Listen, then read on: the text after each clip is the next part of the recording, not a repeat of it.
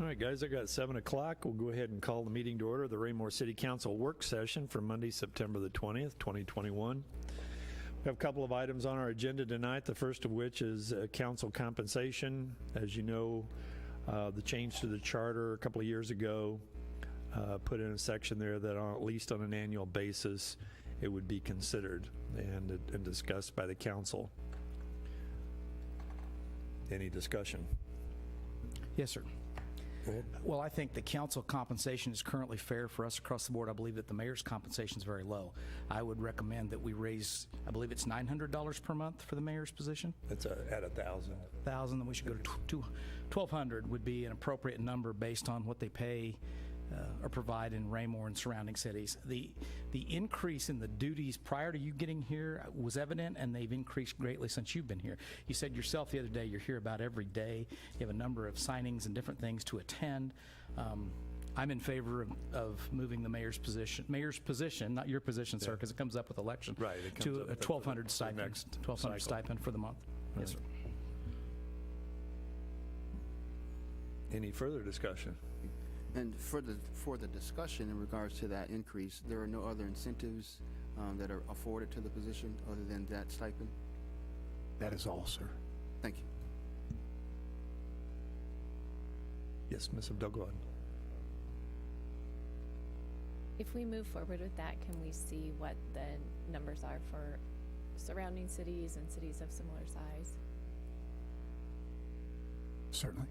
We can put that on the agenda for the informational component on the agenda for the next work session, which would be prior to even the first reading. Okay. Anyone else? Mr. Barber. Yeah, I didn't hear Mr. Townsend's what he asked, but all you just get the monthly stipend, right? There's Right. no other things that go with that. Okay. Yeah. Yeah. Yeah. Yeah. And they do make a pretty good pot of coffee here. I do. I gotta admit.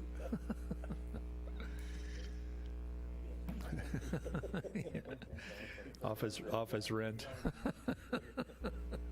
And also Okay. for the discussion as well, any increase should it get approved during the regular session, it's only at the next re-election, next term, excuse me. Next term of The next That term is of correct, office. sir. So, okay, thank you. So whoever is elected mayor, they will receive that increase. It is the position, not the person. Thank you. Okay, so we'll look forward to that compensation study. And okay. If there's nothing else on that, we'll move on to the next item, which is the proposed FY22 budget and the considerations of which Ms. Williams has put on the screen for us to look at on those items that have been added for consideration by the council. Did you have any input on that, Jim? Certainly, sir. What you see at the top are the 3 items that the council had asked us to go ahead and include at this point in time. And of course, at the first reading of the budget, whatever items you all have asked us to include, it would be you'll remember from past years, it's the budget was proposed by the city manager with the following amendments, is how that particular motion is worded, and we put that in front of those who are pre-selected for the motions. And those 3 items are, as I get used to the new glasses and spacing, $20,000 for the in-service day in October of 2022. That's next fiscal year's. Additional December holiday next fiscal year, $5,000. Again, as a reminder, the reason that is so low is it's only the overtime that needs to be paid for that, because we're already paying for the day through normal salaries. And then for the police department, items for the drying evidence oven rack, $9,000. The mayor had proposed the possibility of the council remembering that at any point in time during any given year, You all can amend the budget during the fiscal year should a major capital project present itself to us. Didn't really give an amount to that, but just as kind of a reminder to the council that you may not want to just spend down, rather than instead consider the fact that at any given point in time, if staff or the council determines that something needs to be done, I think I'd mentioned mid-year on that as well, that we reconcile. a specific time. Yeah. That's correct, sir. And then we had been asked about pedestrian crossing at Lucy Webb for the Good Parkway Trail. That cost is $16,000, and we're actually developing a CIP sheet now to go with that. And then it was called something different with a little bit of slang, but I changed that from what Ms. Williams had put into marketing items. And we think that a very robust campaign that is ongoing through the year of giveaways, quality bags, quality cups, and then for internally apparel for the employees, boards and commissions and council, $10,000 would go a very long way for a program like that. And that concludes staff report on this item, sir.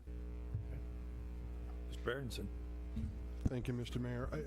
I do support this. I do have a question about the HR and Service Day, and probably more specifically the December holiday. So we're going to fund this, but this is just for 1 year, right? This is not an in perpetual. Anything that is on here, the only time staff would recommend recurring cost items is if it is for a specific period of time, and we've done that in the past, a 3-year program where we're putting the amount aside, and then maybe it's a $6,000 program and we're paying for it in $2,000 out of the restricted revenue fund in each of 3 years. That is the only time I would be recommending a short-term recurring cost to the council. Appreciate that. And I do support these. The one that comes to mind to me, the December holiday, I really think is a great thing to do too. Do we want to consider funding that up for more than 1 year? I'm not suggesting we do so, just throwing it out there and seeing if it's something we want to talk about or anybody else has thoughts on. Looking at you. I was waiting for anybody else. I'm sorry, sir. It is such a small cost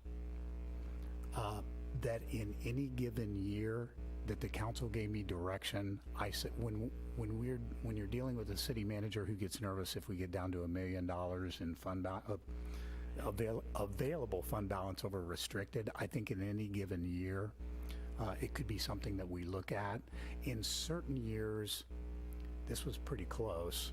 The calendar gets a little bit challenging to give the extra day for the holidays, but maybe another random day in there that if the council were asking, I can, as I had said to the council when this item came up a couple of weeks ago at work session, it is the #1 thank you that the council received from our employees. It was so appreciated this last year, which quite frankly is going to be repeated again this year with employee fatigue due to the pandemic.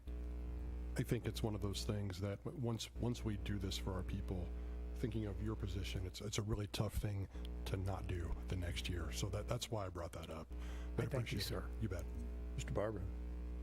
Yeah, I'd like to add, I support this too, and for it to become a benefit, it really needs to be more permanent, I think, and maybe the option of if the holiday falls on a weekend where there's not a way to do that, that they get to add a personal day, one more personal day to their, when it doesn't meet the way it works for an extra day added on the back end. So that just might be a thought, and it could go in, be something more permanent, be a real benefit then.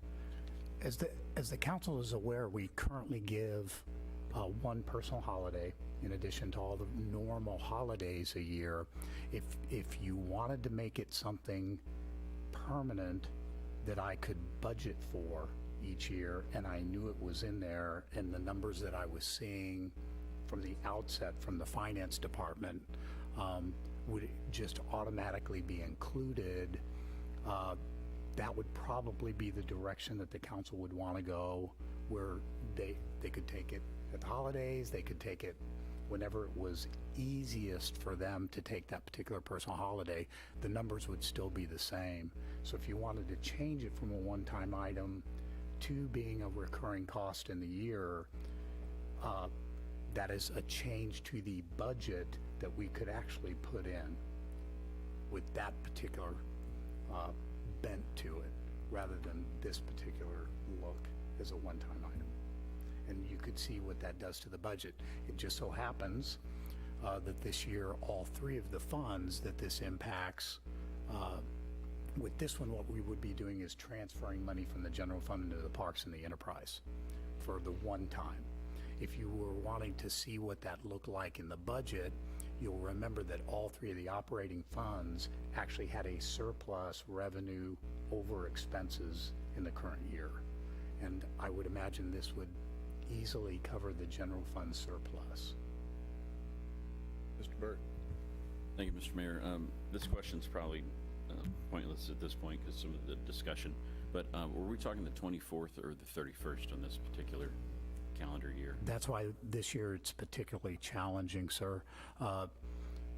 Christmas falls on a Saturday, so there was a significant amount of discussion over a year ago at the management team level on how we were going to schedule the holidays, and we ended up under normal circumstances, but it was just strange to talk about because Christmas is on a Saturday. The Christmas holiday would be considered Friday.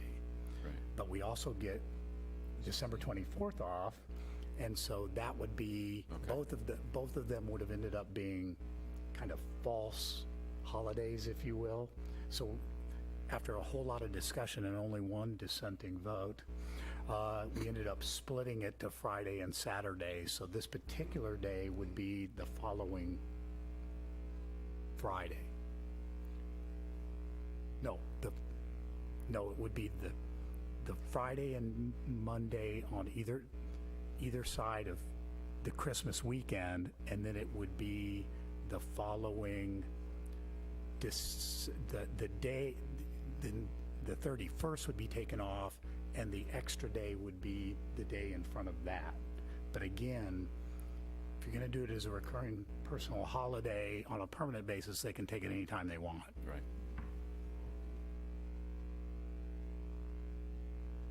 Go ahead. The 27th is off. Are we having a work session then? Or yeah, that's the fourth, 1, 2, 3, 4, that's the fourth Monday. Yes, sir. We would still, we would have the day, it would be one of the rare days we have the day off, but we come in for the meeting that night. Unless, of course, quite often during the Christmas holidays, the council gives themselves a break from the meeting, but that would be something I would be asking you all about as we get near relative to the number of business items that's on your agenda. There you go. Okay. Barb? Yeah, and I guess when we're looking at the additional items, the crosswalk and the marking items, I think those are, both of them make a lot of sense. You know, the safety issue, the crosswalk, and then the marketing items, obviously. But I thought in Ward 2 you guys had a question about Johnson Drive, something in that. Yeah. Was that something, the way that triangle, confusing? Yeah. Are they still looking at something there? Is that? Yes, Okay. we are thinking staff is working on that particular item. It may or may not come to the council before we get to the end of this. There are a number, 6 or 7 different options to that, all the way from minimal signage to actually a road reconfiguration and some property taking. But we need to be able to present the entirety of that continuum to you all so that we know what we're doing there. And there's different costs associated with each one. Well, and I also had another confusing intersection. Councilman Serco will attest to this. I was in front of him and I saw him explaining, but when you're going south on Fox Ridge, and that I have almost been hit head on more times than I care to tell you by people wanting to come in and go into Willowwind from right there. And that road, taking that left-hand turn, the signage is not right, it's off. And so, almost been hit by somebody turning into me going that route. And I don't know if this is something that we need to look at earmarking some money for, or Mr. Krass has got something that he's working on that, but that's another, I think, potential dangerous intersection right there, and we're gonna have an issue. Turning left into Willowwind, they're turning left across a double yellow line, which is illegal. So unless we put a police officer sitting in that particular median 24/7, you're probably going to have people making illegal turns in front of you, sir.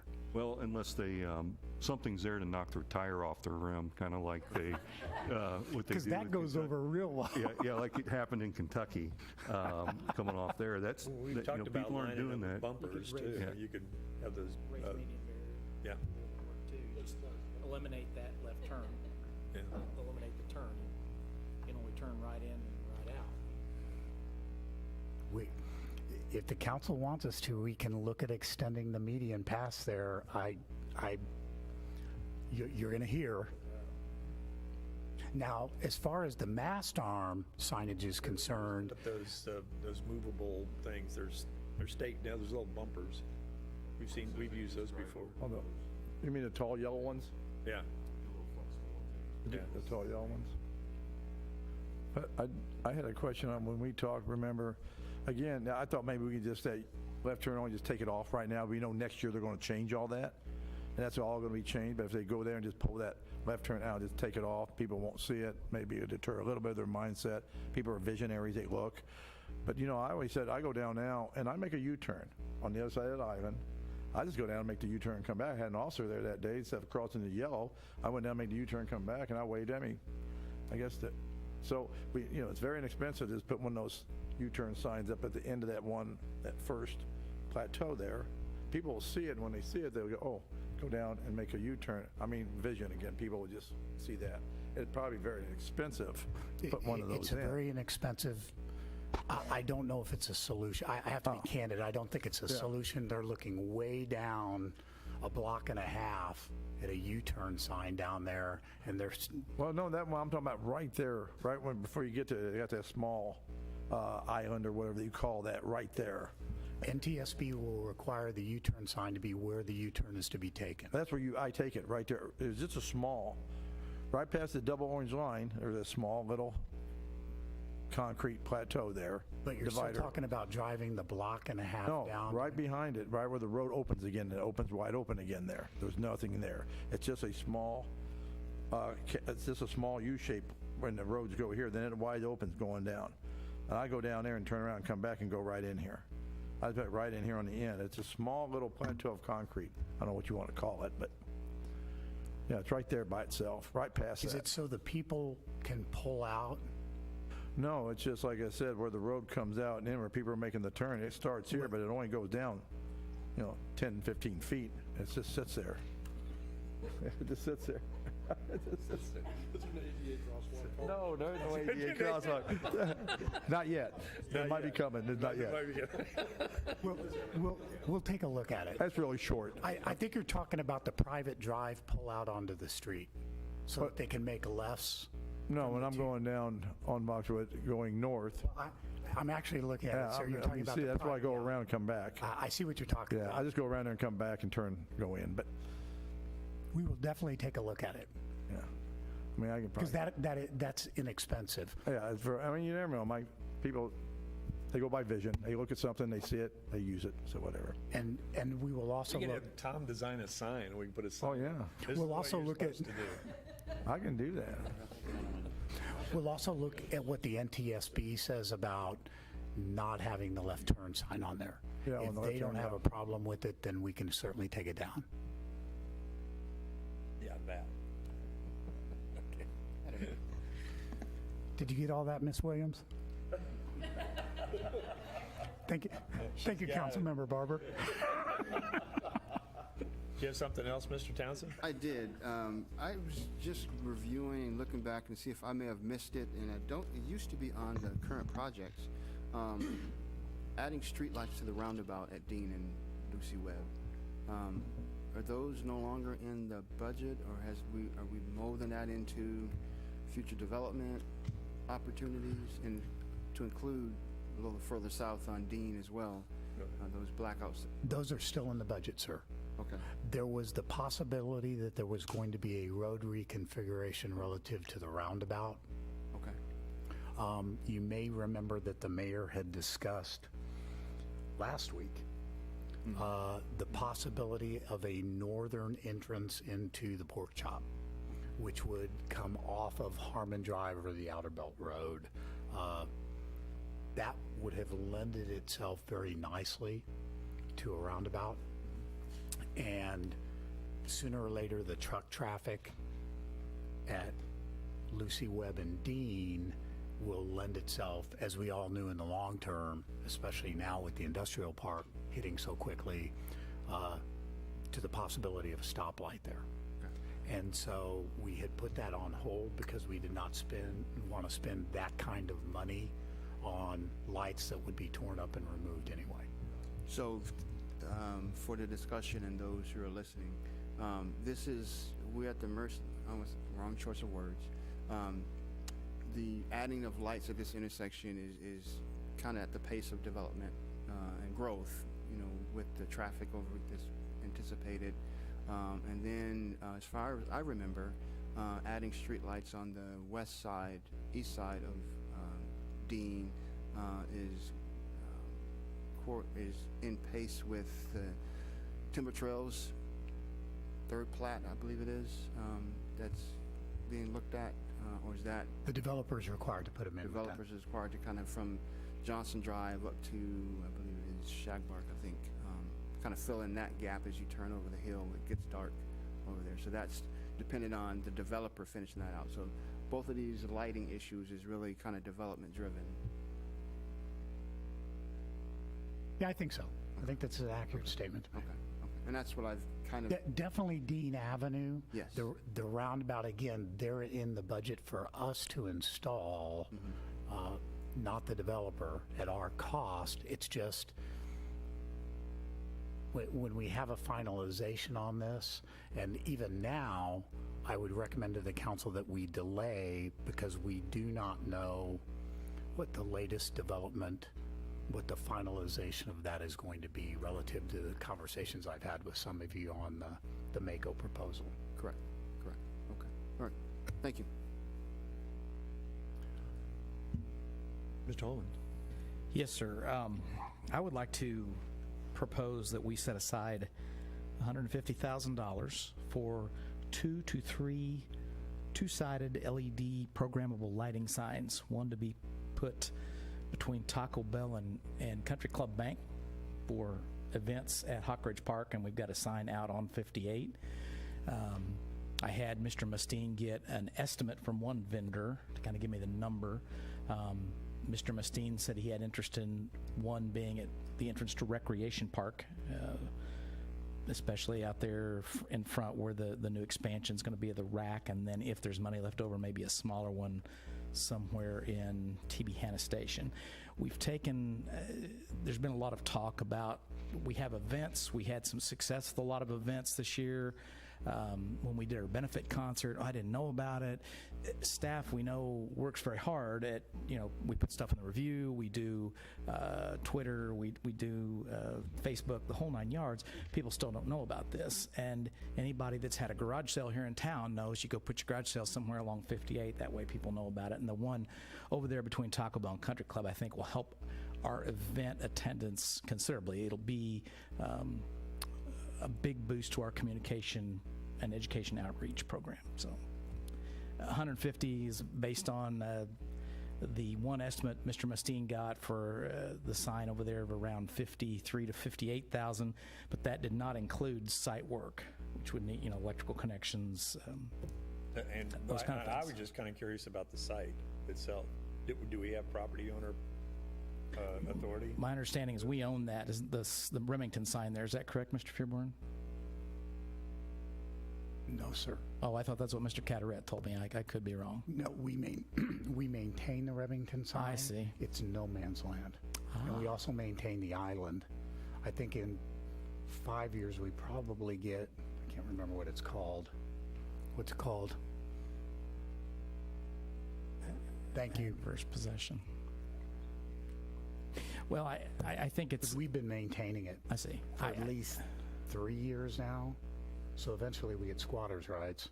You know, and we've got rec park property, so that wouldn't be a I was problem. going to say, I think we should set aside the money and explore the opportunity. I know everybody I've talked to, and Councilmember Barber said that he's talked to a number of people, and they really like the idea, to see if it's possible. But I think it would benefit everything that we're doing here in the city, and I think it would be a great benefit to our citizens as well.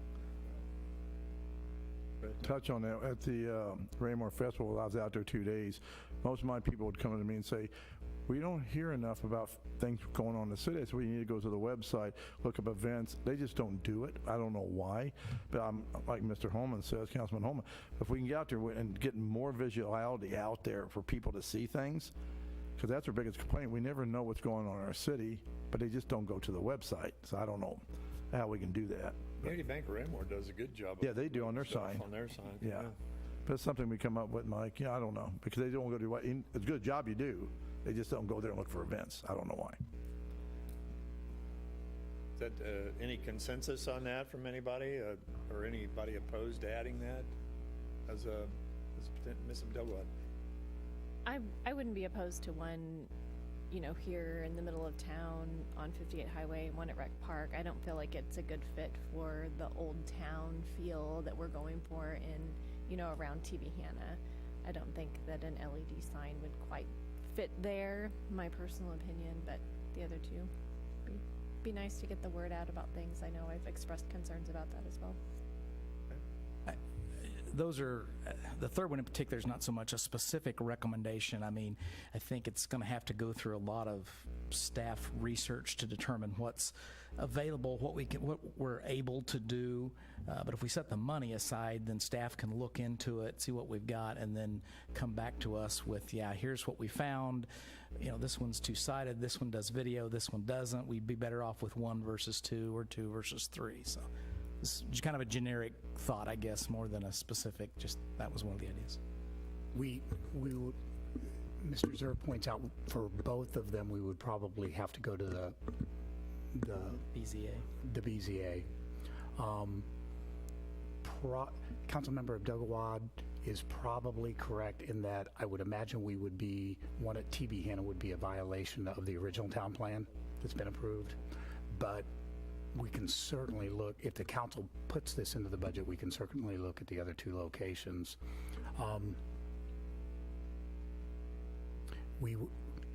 Yeah. Well, as we've done in the past, we can put it on there, and then the amendment can be made from the dais for inclusion.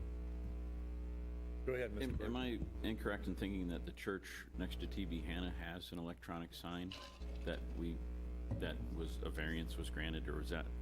Out on 58. On 58, yeah. Well, I thought That's outside of the original town plan, sir. right. I just wanted to know, as far as we're talking about signage, if it's, I think the intersection here is already very busy. There's already a lot of things for people to pay attention to while they're driving. That's why we reduced it from 2 left turn lanes to just the 1, and it's been a lot safer. I don't know what's going to get people to look up from their cell phones to look at a sign without it being distracting at the same time. So I don't know. I don't know relative to this discussion about how do we get notifications to the community, but has the communications department or a part of this research, are we able to determine how people want to receive information? Because I know we have a specific way we want to send it, whether it be internet and the quarterly magazine and such, but do we have, because our population demographics, we have older population, younger population, and everybody in between, what's the consensus on who wants to receive it, what manner? In the monthly bill, what the cost would that be, as opposed to the signage, not in addition to or opposed to the signage, from a cost perspective, maintenance, would it be beneficial to say, okay, instead of the digital sign, it's more, we get wider coverage and it costs less, just add it to the monthly water bill, just things to consider when we're considering, that particular recommendation? We know that 86% plus do not look at anything that's in their water bill. Okay. It is easily the worst method. For years now, we have known that. A lot of people just go online and pay their water bill. Each year in the census, each year in citizen survey, we ask what's the number one method of receiving information, and we can certainly put this item in the budget and then report those numbers out to you all. But we certainly here as staff, I didn't know this was happening, I didn't know, and you can tell them all you want to sign up for Notify Me and Constant Contact and the website and every single one of our Facebook deals, but especially Facebook, I was just saying this the other day to Councilmember Abdelgawad, has become white noise as well. People are just flink, flink, flink, and they see the Raymore logo, and they flip their finger, and they're past it in a heartbeat. Again, if you actually pick the best place in town, it's where everybody puts their garage sale signs. It's the corner of Dean 58. That's where they put snipe signs there all the time because they know the traffic volume, people going to Walmart, et cetera, et cetera, et cetera. So as far as placement or what we do with the signs, I just like to earmark the money, let staff have an opportunity to look at this and come back with us with some recommendations of, hey, yeah, I think this has got some value. We can support this. We need to do A, B, C, and D, and go from there. And if we don't spend the money, we can always turn it back into the general fund. Would you want to put digital signage up there to be determined in an amount on line 24? Or up higher? Do you want it above the line or below the line? Well, so the ones below the line can be added at a later time. Is that what you're saying? The ones below the line are Didn't not seem to be a consensus. Is that what you're saying? Right, Okay. are not included yet, Okay. or the information was asked for last time. Okay. And so we're just now providing it. So we can move anything you want up into above the line. Okay. You guys join, Sonia? I was just going to say, it seems to me that what's below the line are ideas that came from the council. What's above the line are things that came from staff, number one.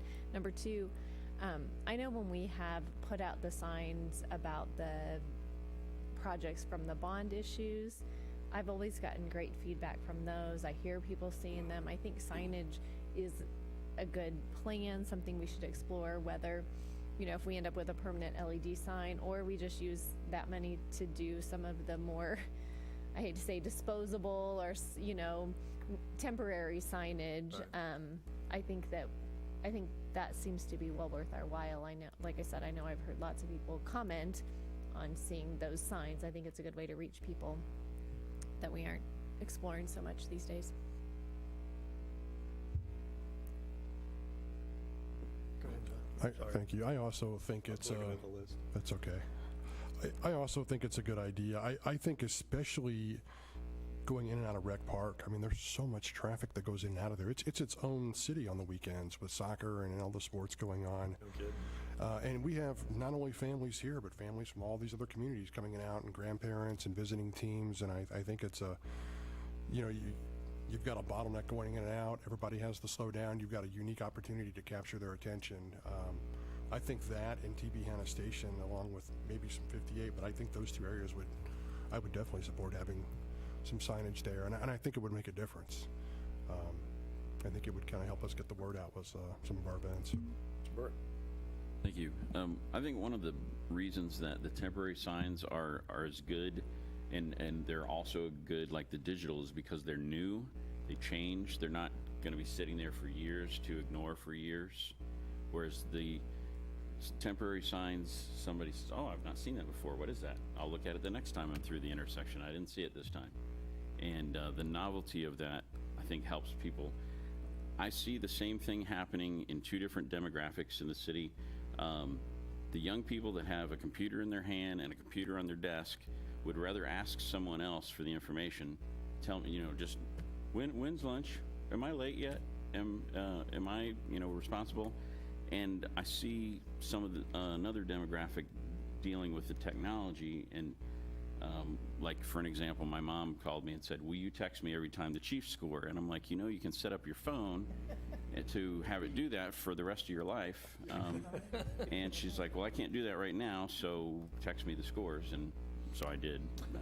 I told her I wasn't going to start watching the game until like after halftime, because I've TiVo for the last 20 years. But she eventually got the scores. I don't know. Things are changing so much with information acquisition that I think as we stay nimble, we're better off. I don't know. Anyone else? Go ahead. Were you ever able to get any numbers on raised median barriers for 58 in Kentucky? $150,000. Okay. To me, that's one that we should set aside as well. It's the final piece of that project from Westgate, and it's going to save us a lot of collisions and injuries. It'll slow down traffic between the north end of Westgate and 58. And I don't know, those of you a couple weeks ago, we had a serious crash on there. Belton worked it. Drunk driver, 3 cars involved, took out power to Belton and part of our city, including my house, for several hours. I know we sent a child to the hospital.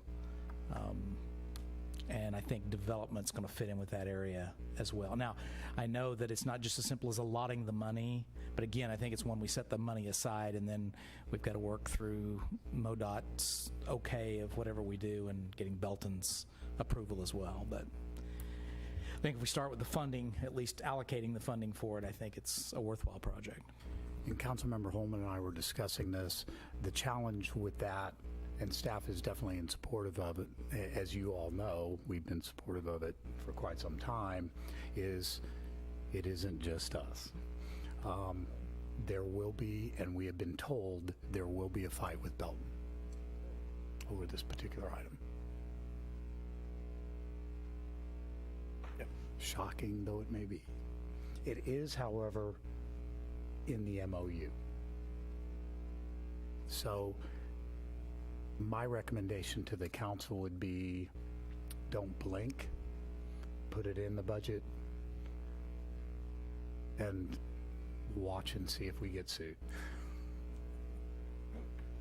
But that, I've said that to the council before, so. Yeah, there you go. I also think that I think the whole group is pretty much in support of the pedestrian crossing at Lucy Webb and marketing items. I think we can move those up onto the list, and Please do. Those are a go. I think those Would the can be council want all of these moved up as a go at this point in time? I support it. I would. I'm No, we don't. It's just, like I said, it's just kind of there's some funding there, let staff look at it. We might need that much. Mr. Mustine gave a price of $53,000 per sign, but again, as Councilmember Holman has indicated, there are a lot of unknowns in there as far as if we need acquisition, if we need electrical, right? Electricity close there, so we've got costs The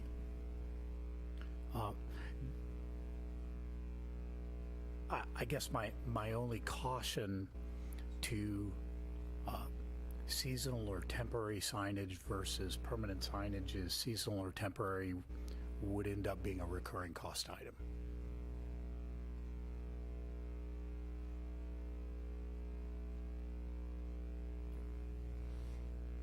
John? Can we, I feel like this is the elephant in the room, can we have a discussion about the, Mr. Mustine had put on here I believe it was 1.3 million for the redoing the entire trail around Rec Park. When I saw that, my first thought was that's a lot of money. When I look at everybody's entry on those list of items that they suggested, that was by far the most expensive. And so I brought it up with Mr. Feuerborn and I asked, is this something that we could possibly split in half or split into chunks and do over the next year or 2 or 3 or 4? And Jim, I'll let you, if you don't mind, I'll kind of let you take it from there. I know I asked you, you had talked about it being quite a bit more expensive to break into 2 chunks, although I think we should still maybe have a discussion about that. And you would also, I guess in talking about this, that trail is pavement that's sit on dirt. It was never dug out. There was never a base put under it, much like 2 roads we're fixing this year. And so, in retrospect, we would never put a trail in this way again, but we have what we have, and it's falling apart. My child, for one, was injured this year on it, riding her scooter. Not that this is, but I know there are some parts of it that are falling apart, and they're only going to get worse with winter coming up. So I think we should have a discussion about it, and I'd be interested in hearing everybody else's thoughts on it and whether they support it or not. Has the park board given any input on that at all? Not at this time, sir. We recognize it's a lot of money. It's a huge, long trail. As I expressed to the council member, of all the pure maintenance items that were probably on the original list that you all looked at, it is certainly a pure maintenance item. If we were going to do it, we would want to put something in that none of us, at least, would ever have to worry about again. As I expressed to the council member, my concern with splitting it is twofold. One, you definitely increase the cost because there's 2 mobilizations. The second item is, if there is not available fund balance in the following year, you have a trail that's half done, and now you're struggling to find a funding mechanism because you don't want it to get too far apart, and so you may end up in the second or third year not being able to fund a trail. So now you're off on maintenance within the trail. Just the 2 items that I had expressed to the council member when he had brought that up. Barbara? Yeah, but that's my comment was what feedback did we have from the Parks Department and on what, where it was at on their list. And to me, this almost sounds like a future bond be a perfect bond project for upgrading that park and putting in a first-class trail. Thoughts on that?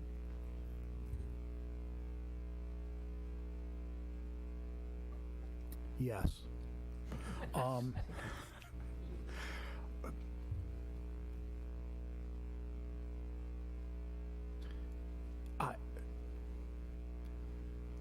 going to be really careful here. Maybe not even a future bond issue.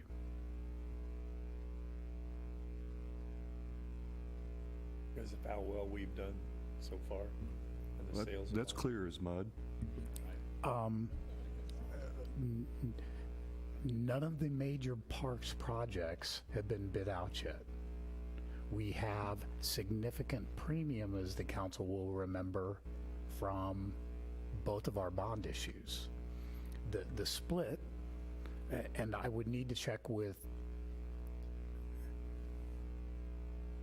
stop looking at me. I need to check with Sid Douglas, because under normal circumstances, the premium split, which is $1.6 million between these first 2 issuances, significant amount of money. The premium split is normally split between what the original amount for transportation was and the original amount for parks was, as far as the total of those 2 issuances. I do not know if that applies to the premium, I'll be very honest. When we get the final operating component of that, which we just got today from Mr. Goffey, he automatically splits it between the 2, not 50-50, but in the ratio of what the original amounts were. I do not know if that has to occur. I also don't know, and I'm pretty sure on this one, I think interest earned on the money can be applied in any ratio that we so choose, and $9,800,000 is a significant amount of money. We're also earning interest on the original issuance of $9,800,000, from last year. All of those factor into the statement that I just now made about maybe we don't have to wait for a future bond issue.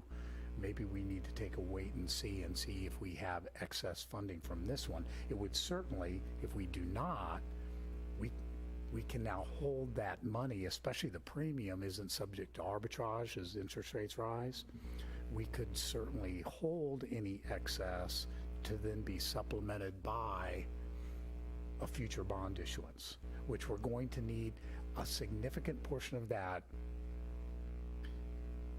I would hope the council would consider for a public safety and justice center. But you still got to have something else in there all the time. I always recommend that to the council, that there be a split of those items.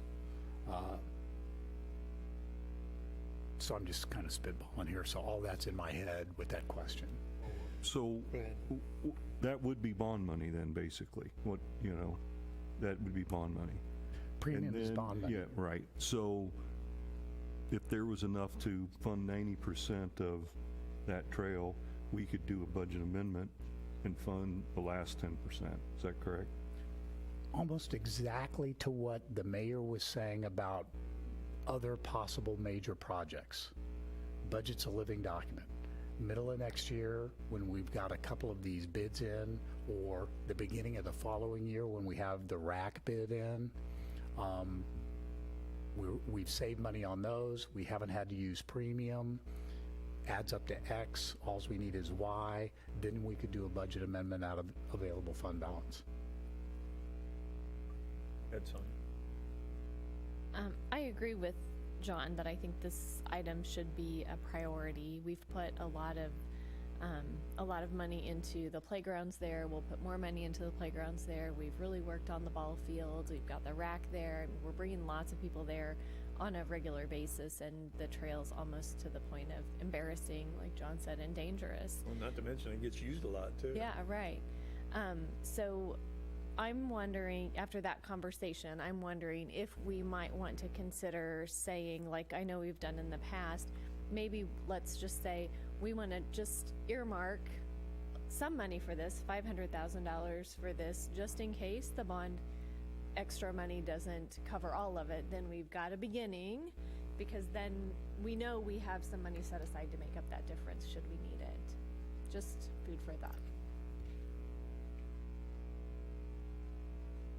And I don't know, maybe we want to wait for Mr. That's not a me Dearborn. question, sir. That's a you all question. Well, I mean, would it help to have, discussion item. how soon will it be that you could come back to us with numbers of what potentially what we expect that extra money to be? Is that something we might know in the next few weeks, or is that something we got to wait another several months to figure out? We have to bid all the parks projects.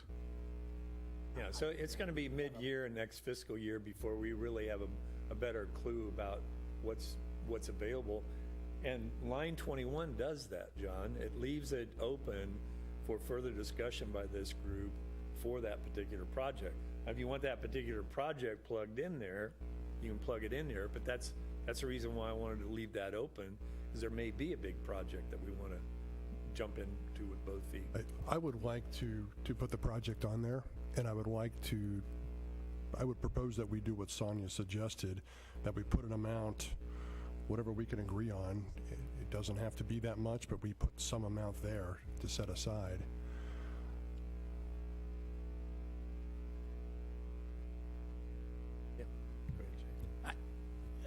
It's certainly a worthwhile project, and it's something we're going to have to take care of at some point. But I think we're better off waiting. Like I said, it's not even going to be within the fiscal year before we're going to get all those parks projects built. I think we're better off to wait and see how much we have left over, and then use whatever unreserved capital balance we might have to upfund that project as needed.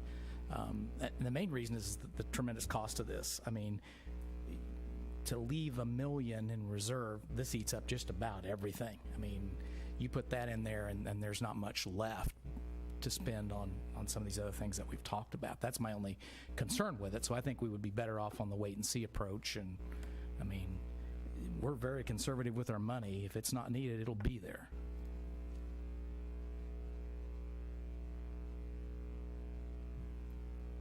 any changes or alterations to that, to the list that we need to throw up there right now, other than what's already in line 21?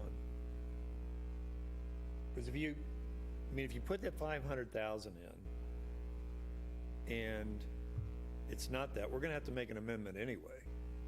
If it's more than that, we gotta make an amendment. If it's less than that, we've gotta make an amendment. So, I mean, making an amendment is what we're gonna be doing 6 months down the road anyway, once we have a better site plan on this thing. So, I think line 21 kind of takes care of it, but you would like a specific number in there?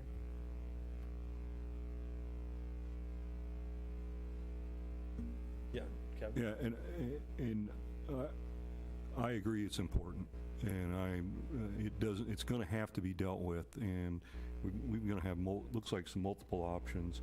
Is there any way that we can get it? I'm sure it's on the park board's radar screen, but what's their process? Do they have what are they looking at as far as funds for that trail, or what's their long-range plan with that? To be frank, sir, the park board has not discussed this particular item. What we would be doing is getting with the park board and letting them know it's on you all's radar.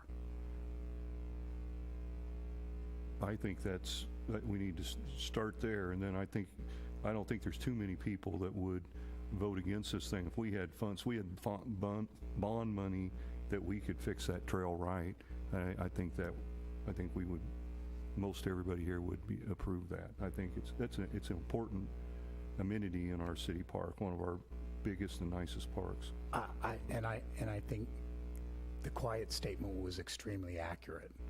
It's not on their radar because they realize they couldn't fund this in 2 decades worth of time. But it could be a collaborative effort. They do have capital funding that goes from year to year, and they can. I was on the capital committee. I remember moving those dollars around. Yeah, they're not going to have 1.3 to do this, but they can come up with 150,000 probably if they move some stuff in capital budget. And this project was important enough to us.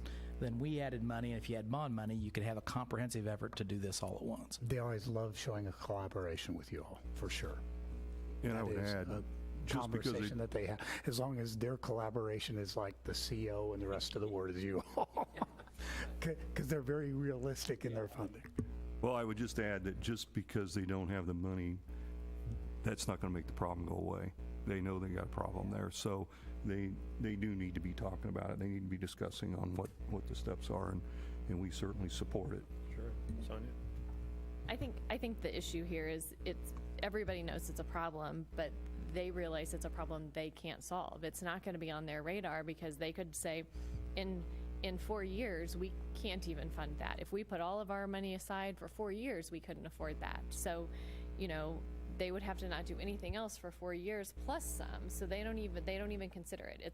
They're going to have to sit back and wait for us to say, we have this much money, we'll do it if you'll contribute this or contribute none.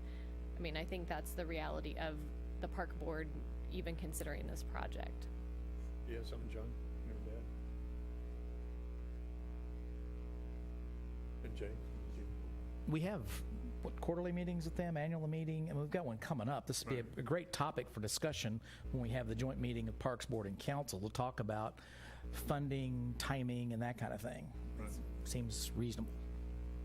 I think the discussion now is whether or not there's a consensus to actually put a number in there or not. My thought is to keep it as to be determined, to keep that money fluid, and we don't know what's going to hit us in the face.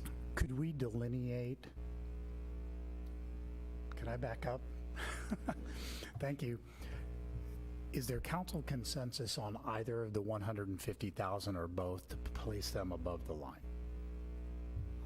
My vote is yes, since I put them in here. I'm all for it. Move them up. Of those two, I think so. Absent any negative nodding going on, we'd go ahead and do that.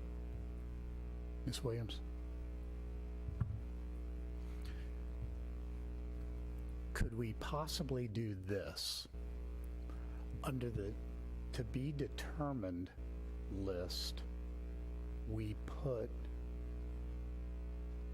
specific projects of a significant nature that those funds could possibly be used for that have been mentioned by the council with no dollar amount associated with them, because we do not know what Geo Bond is going to do or interest is going to do.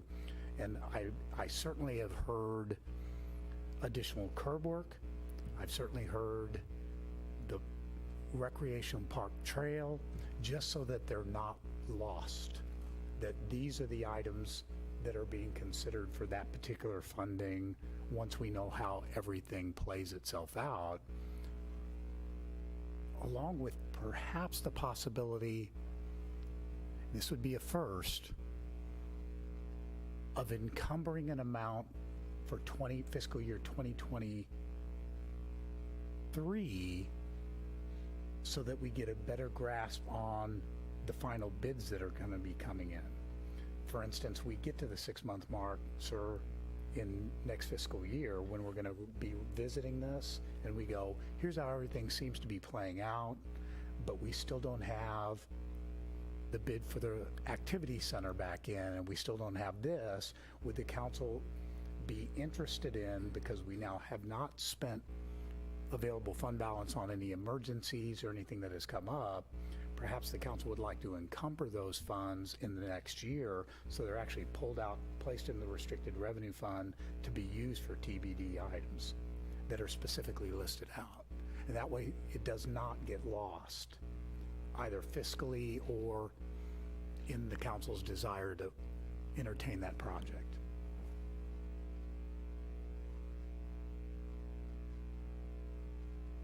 Okay. Any alterations to that Lisa needs to make then with what you just said?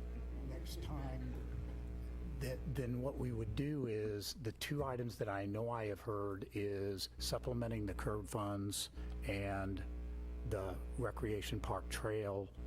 We will list those items out as TBD potential projects so that they're in black and white and not lost.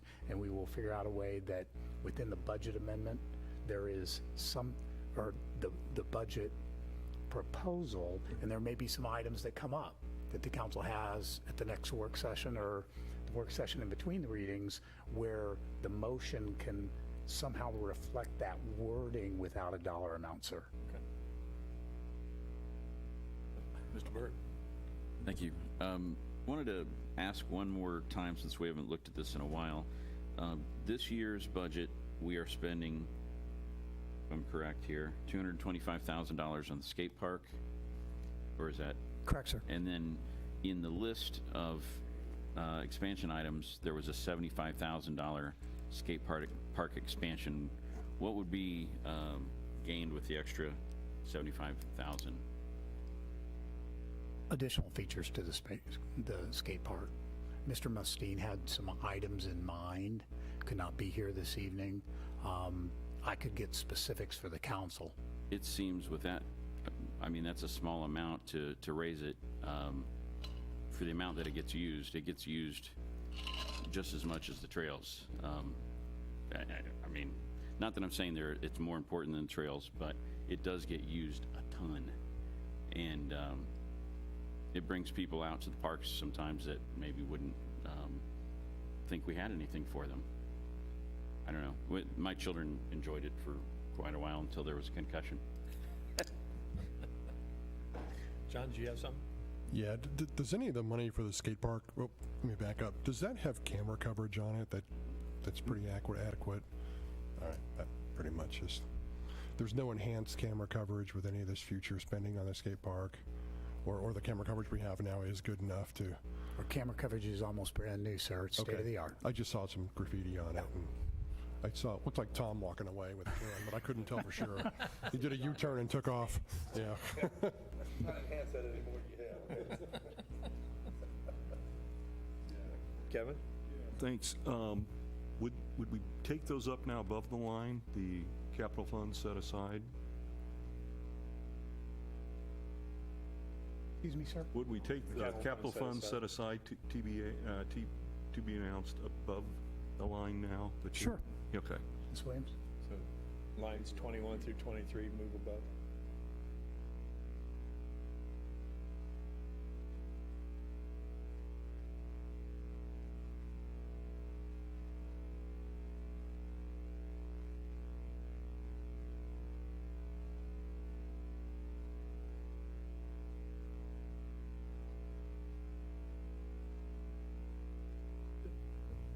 in the scheme of things, and I think that there was great participation by people this year during the concerts. $15,000 for an amphitheater sound system and another $10,000 for amphitheater lighting. One-time cost is a pretty good deal for us. I think that's money well spent. The value that comes back from that and the people that attend the concerts is well worth inserting into the budget. It's one we just kind of overlooked, I think. Anybody? Got any opposition to that? Okay.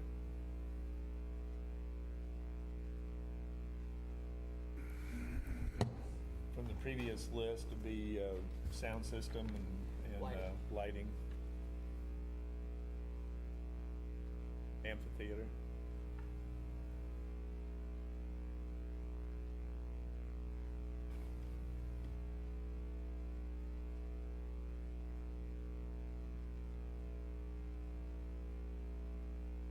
Anything else? Turco. Yeah, I was in conversation with Chief Zimmerman today because I always look at the PD, and I want her to know if there's anything, a one-time item that you guys might have overlooked, you might need, that you can use today into the future, just a one-time item. She got back to me, says they've been checking and thinking, and they didn't have anything, so the council knows. But I was in contact so we could make sure we didn't miss something that PD might have needed from us. So we're good with that as far as Chief Zimmerman's. She's good. Did you call the planning department too? No. Did you call Public Works too? No. Oh, okay. I just was curious. no. Yeah. I just worked with the PD. All right. That's what I like to do. Kevin. Well, why don't they add that up? What are we up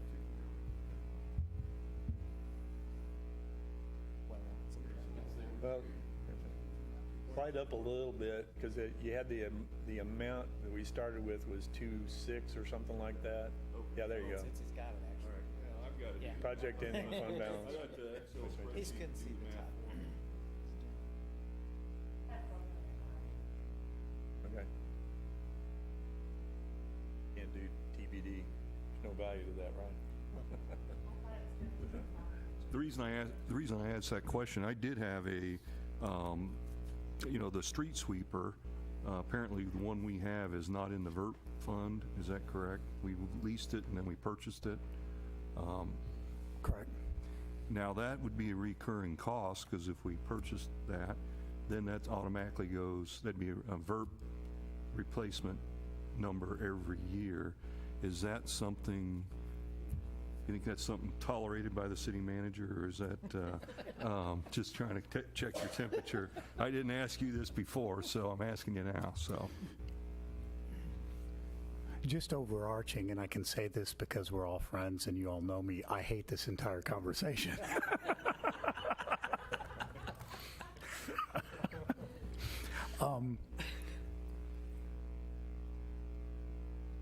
Staff is aware that it's going to be a recurring cost because in the beginning it should have been VERPed. Because of the lease nature, it wasn't. So it was goofy from the outset. It, like a couple of the other items that we have talked about, it's going to come out of its useful life. It is an abused piece of equipment by nature of what it is. It's going to come out of its useful life, and then you're going to have to purchase one, or unless you want dirty streets and July 6th to look interesting around the city. It would certainly be one that staff could recommend, sir, and we recognize it would lead to a significant VERP that we would have to absorb into the budget in following years. well, I would support putting that on the budget. Just, the standpoint, we do our striping now, which we just got done doing that. It helps with maintaining streets. It cleans our streets, lets our city look better and that type of thing. It's something I don't want to get to a point where, we have, a non-planned breakdown or something of that nature, and then we got to jump through hoops and pay more for something. We do, sir, but it's rapidly approaching the end of its useful And life. it's not part of the VERP? It's not on the verb because we leased it. Gotcha. So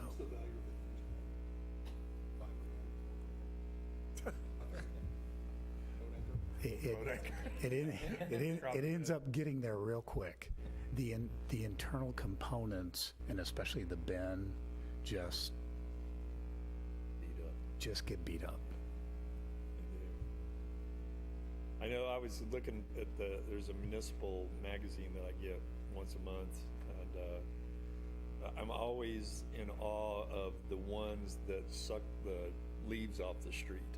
And that would be totally awesome for our older communities who gather a lot of leaves in the gutters and they just wash down into our storm sewers.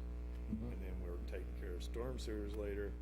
Almost seemed like something like that might be advantageous to our community as well, but I've never really brought that up. I just kind of tossed the magazine in the trash and said, oh, for better days.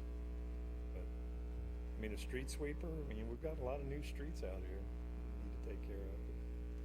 A street sweeper can take care of some of that, but then it becomes, it's not totally designed for that. And it gets beat up. True, it does pick them up. The problem with the leaves, unless you have the specialized piece of equipment, is they really rust the components out quick. Even with a pass and a dump, you got to hand clean it out, hand dry it. Know way too much about this than I need to. And the mayor and I have discussed the leaf pickup. It's a great machine. During the fall, you literally have a crew because what people do is they blow all their leaves out in the street. So then during the fall, you have a two-man crew doing nothing for weeks on end but picking up the leaves that have been blown out into the street for them to pick up. And sometimes those piles, as you can see in front yards in Silver Lake, sometimes those piles get really, really high. So then one man has to actually get out and flatten the pile so that the unit, because it'll get as high as the windshield on the unit in the front. So it becomes labor intensive, but it sure helps people out a whole lot with the leaves. We would hope that a better advertising campaign that they can put as many of those suckers out in their bags and get them picked up by constable to deal with would go further. But it doesn't seem to work. What does the new one cost? Yeah. 75.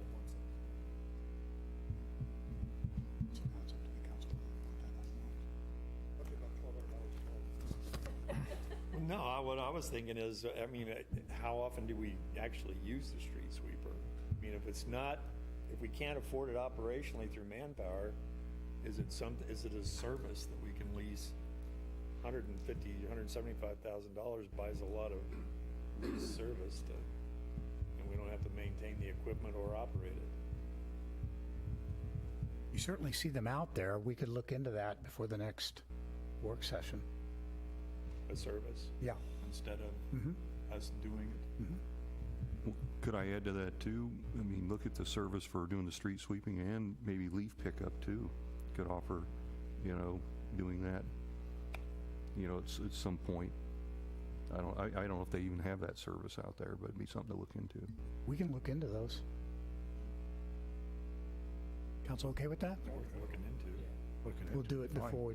From both perspectives. Excellent. Purchase, adding it to the VERP and a lease service or We will do it.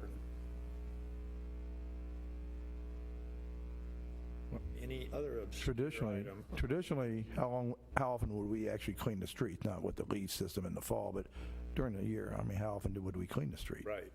Right. 4 times. Yeah. Exactly. What are those times? Is there, like, following the 4th of July, I'm assuming is one time?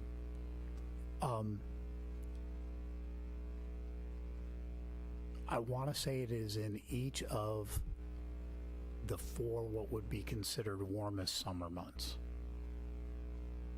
Obviously, we're not out there during the winter. Great snow pickup, though. At least the snow pickup, yeah.